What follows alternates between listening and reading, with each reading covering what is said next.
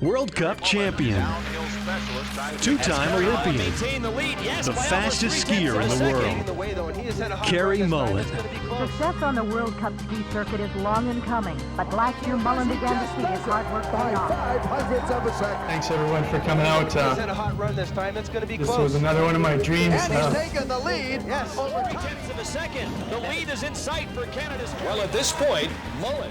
When I retired, 1997 was the start. you guys had of a cared. series of concussions that forced things. Looking back, was it worth it? All of the blood, sweat, and tears, absolutely worth it all the way.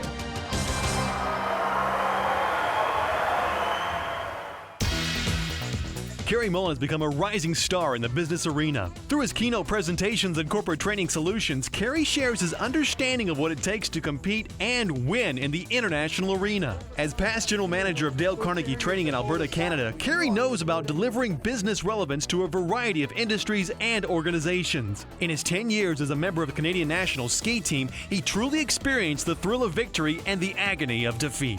His greatest challenge, however, was off the slopes, where he fought to regain his health after 3 near-fatal crashes. Cary Mullen's process for success enabled him to become the best skier in the world and to conquer his devastating injuries to regain 100% health. Gain the competitive edge by maximizing your championship potential. You will obtain fresh insight into the competitive world of business through the eyes of an international sports personality and business professional. Cary's process for success transcends the world of sport to help you and your organization reach even higher levels of excellence. So please welcome Cary Mullen.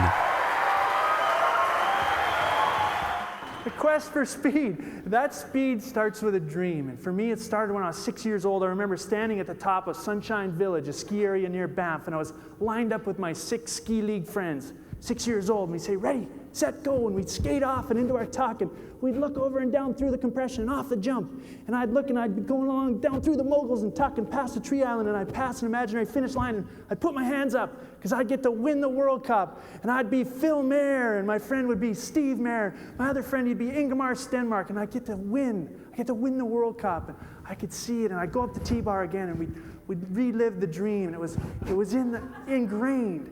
It was part of us. It was so real, and I remember the dream alive. 2 years later, I was 8 years old, sitting in our living room. My parents walked in, and my dad said, hey, Cary, where are your old ski boots? And I said, well, they're down in the basement.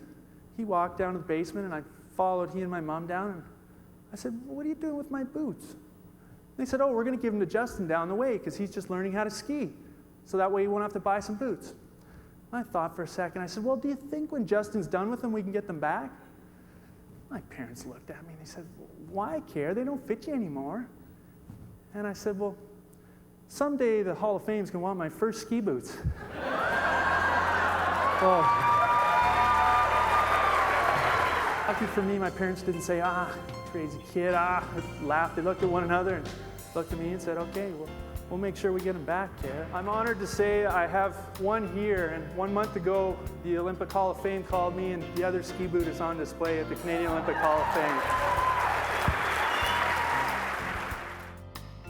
One of the things I identified when racing Kitzbühel, the most difficult course in the world, was that I had two fears that I was faced with. One was fear of the consequences of crashing. The other was a performance fear of trying to achieve my best. I was able to overcome the fear of hurting myself, of injury, and yet I still had the performance fear. Gradually, I was able to find a process to overcome that. And that's what most of our stresses are, and our concerns in the business world or in life today are of the performance stress. That's what it is. And to me, if we want to focus on what we can do, and then do it. If it's just destructive stress, then we need to push it aside. The first training run, 8 of the first 15 racers ended up in the hospital. I did my training run, and I was in the start of the race day, 3 days later then. It was race day, and the fog rolled in. The fog was there. A racer would go, and a helicopter would come in. Racer would go, a helicopter would come in. And I said, what are they doing down there? And they said, oh, well, they really want to get the race off, so they're bringing the helicopter in here to get the fog out of here. And I'm thinking, yeah, good idea. Didn't know they were taking them away in a helicopter every time. That's a little selective communication. So But I stood in the start unwavering. No, I've trained myself. I'm going to overcome this fear. And I stood in the start, and I kicked out of the start, onto the pitch, off the first down past the stall hang, and through the net. I came onto the bottom, the Zeal shoes, the fastest part of the course, and I was bouncing and chattering, and I was loving it. I was savoring. I was going, yeah, give me more, give me more. And onto the pitch, and down through the compression, I sailed off the finish jump, and I sailed 88 yards, and I landed across the line, across the finish line, looked up, and Cary Mullen, I set a speed record of 97 miles an hour. And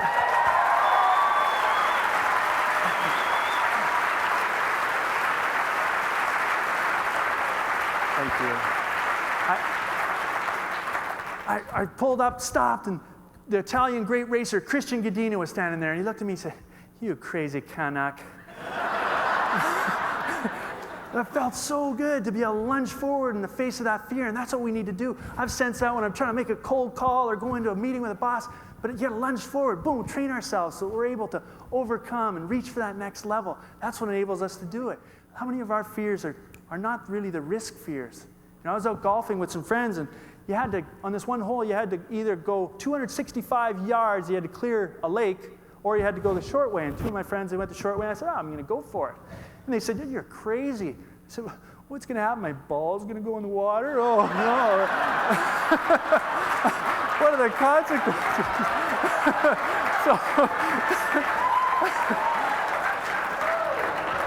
And I made it. I cleared it. Yeah, it was great, but what were the consequences? And so we have to think about the fears. What are they? What's holding us back?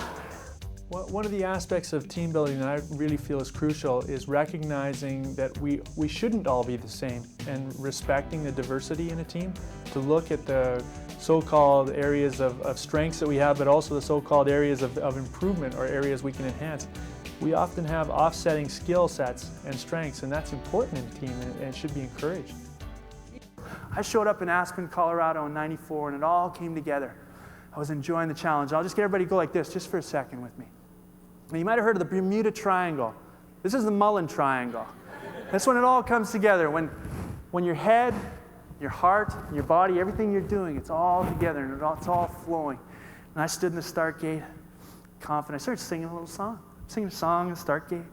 Yeah, confident. I kicked out of the start, pushing it down on the flats, which are the flats at the top. And I was relaxing my hands like the best in the world had told me, letting my skis swim, letting it go, coming across the top flats, and I won the flats, and onto the Aztec, down through the pitch, down through the gun barrel, and I came over the rise, across the finish line, and I got to look up, and there was Cary Mullen from Canada in first place, and I got to put my hands up in the air for real this time. Oh.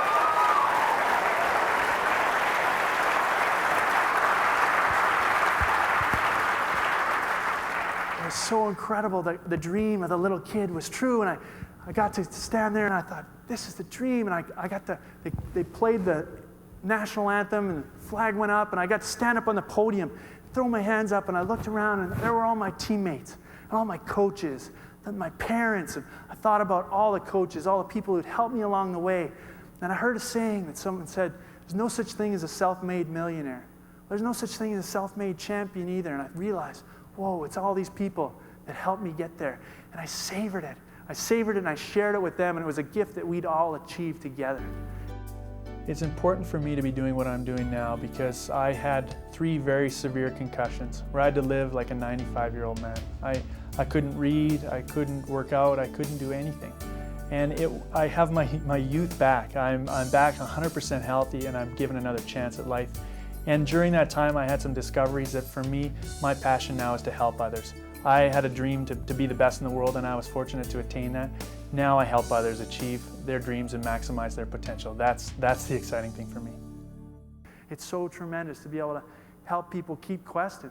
That's what it's all about. And when you quest and help others, sometimes you do it consciously and sometimes you don't. And one of the things that surprised me is just by chasing our dreams with passion, sometimes we touch on those we don't even know. I'd like to share a letter with you that I received just unknowing, out of the blue. It says, "Dear Mr. Cary Mullen, you don't know me, but I had to write you to tell you what a difference you've made in my life. My name is Katharina Schlichtele, and I'm a 19-year-old girl from Kiel, Germany. I was at home one day and I watched your race on the television. It was the race from Saalbach, Austria, when you came second place in the World Cup. When I saw you smile and I saw how happy you were to make your dream come true, something happened to me. I don't know how to say this, but you changed my life.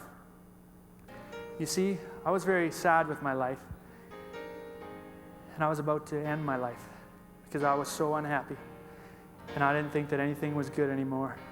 But when you came through the finish line and threw your hands in the air with such excitement, and most of all, when you smiled, I realized that life could be happy. That if you could be so happy, that it was possible for me to be happy too. Now, whenever I feel the need to cheer myself up, like after working on papers till almost dawn or disturbing news or some such thing, the tape of your race in Saalbach will still do the trick always and still put a smile on my face. It really did make a difference in my life. I mean, you did. This may sound weird, but I owe you for that. It helped me be myself again and finally be aggressive about my own dreams to make them come true. This coming fall, I will start graduate school in the U.S., one of my biggest dreams now realized. I'll never be able to thank God or anyone else enough for your smile on January 6, 1994, as a catalyst for turning my life around for the better. Take care, be safe. May God bless you and your family. Good luck always, Katarina. Oh, we don't.